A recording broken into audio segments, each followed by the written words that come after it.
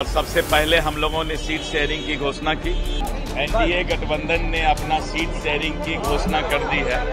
नमस्कार, मैं हूं आपके साथ गजाला परवीन और आप देख रहे हैं नवभारत टाइम्स। बिहार विधानसभा चुनाव को लेकर एनडीए ने लंबी बैठकों, सियासी जोड़ घटाव और रणनीतिक समीकरणों के बाद आखिरकार सीट शेयरिंग की डील फाइनल कर दी है।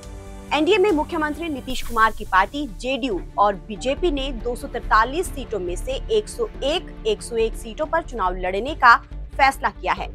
बाकी 41 सीटें सहयोगी दलों के लिए छोड़ी गई हैं, जिसमें से 29 सीटें केंद्रीय मंत्री चिराग पासवान को दी गई है। वहीं केंद्रीय मंत्री जीतन राम मांझी की अगुवाई वाली हिंदुस्तानी अवाम मोर्चा और राज्यसभा सांसद उपेंद्र कुशवाहा की राष्ट्रीय लोक मोर्चा को 6 सीटें मिली हैं। 29 सीटें मिलने से चिराग पासवान तो बेहद खुश नजर आ रहे हैं और उन्होंने इसे एनडीए की एकजुटता की जीत बताया है। लेकिन सीट शेयरिंग की घोषणा के चंद घंटे बाद ही एनडीए के दो सहयोगी दल जीतन राम मांझी और उपेंद्र कुशवाहा के बयान ने गठबंधन के नेताओं की चिंता बढ़ा दी है। सबसे पहले जीतन राम मांझी ने एक न्यूज एजेंसी को बयान दिया कि हमारी ताकत को कम आंका गया और इसका खामियाजा एनडीए को भुगतना पड़ेगा। वहीं राष्ट्रीय लोक मोर्चा के अध्यक्ष उपेंद्र कुशवाहा ने अपने सोशल मीडिया हैंडल पर समर्थकों और पार्टी कार्यकर्ताओं के नाम खुला संदेश जारी किया और कहा कि पार्टी को मन मुताबिक सीटें नहीं मिल सकी। कुशवाहा ने अपने पोस्ट में लिखा, आप सभी से क्षमा चाहता हूँ, आपके मन के अनुकूल सीटों की संख्या नहीं हो पाई। मैं समझ रहा हूं कि इस फैसले से अपनी पार्टी के उम्मीदवार होने की इच्छा रखने वाले साथियों समेत हजारों लाखों लोगों का मन दुखी होगा। आज कई घरों में खाना नहीं बना होगा, परंतु आप सभी मेरी और पार्टी की विश्वस्तता और सीमा को बाखूबी समझ रहे होंगे। कुशवाहा ने अपने पोस्ट में आगे लिखा, किसी भी फैसले के पीछे कुछ परिस्थितियां ऐसी होती हैं जो बाहर से दिखती हैं, मगर कुछ ऐसी भी होती हैं जो बाहर से नहीं दिखती हैं। हम जानते हैं कि अंदर की परिस्थितियों से अनभिज्ञता के कारण आपके मन में मेरे प्रति गुस्सा भी होगा, जो स्वाभाविक भी है। आपसे विनम्र आग्रह है कि आप गुस्से को शांत होने दीजिए, फिर आप स्वयं महसूस करेंगे कि फैसला कितना उचित है या अनुचित, फिर कुछ आने वाला समय बताएगा। फिलहाल इतना ही। कुशवाहा के इस बयान से एनडीए में अंदरूनी असंतोष को और भी ज्यादा सार्वजनिक कर दिया है। माना जा रहा है कि कुशवाहा की ये नाराजगी चुनावी समीकरणों को प्रभावित कर सकती है। खासकर इस असंतोष का असर उन इलाकों में पड़ सकता है जहां पर जीतन राम मांझी और उपेंद्र कुशवाहा का मजबूत जनाधार है।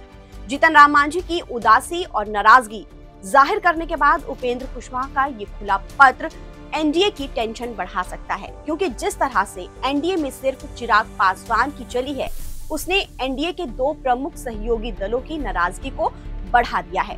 दरअसल विधानसभा चुनाव को लेकर एनडीए सभी दल अपनी अपनी सीटों को लेकर दावेदारी पेश कर रहे थे। उपेंद्र कुशवाहा की बात की जाए तो वो 24 सीटों की मांग कर रहे थे।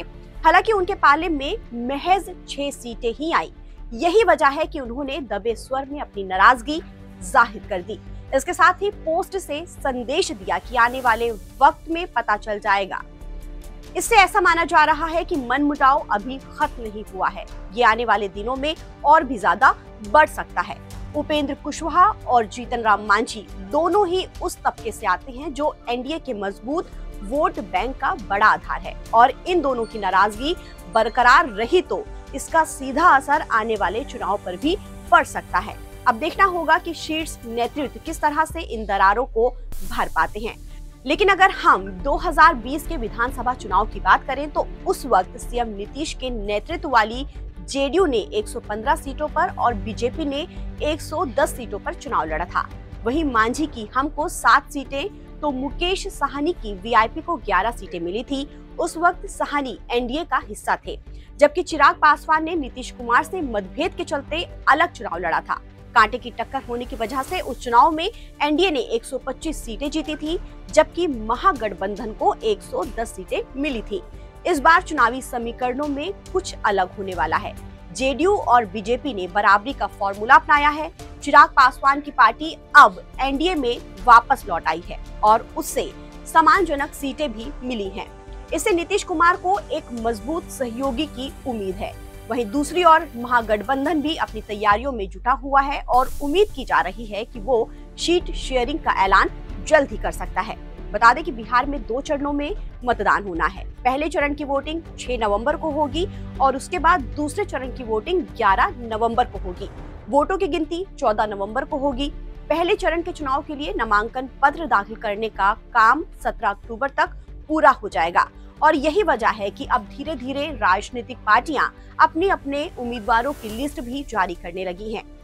एनडीए ने सीटों का बंटवारा तो तय कर लिया है, लेकिन भीतर खाने की नाराजगी आने वाले दिनों में गठबंधन के लिए सिरदर्द बन सकती है।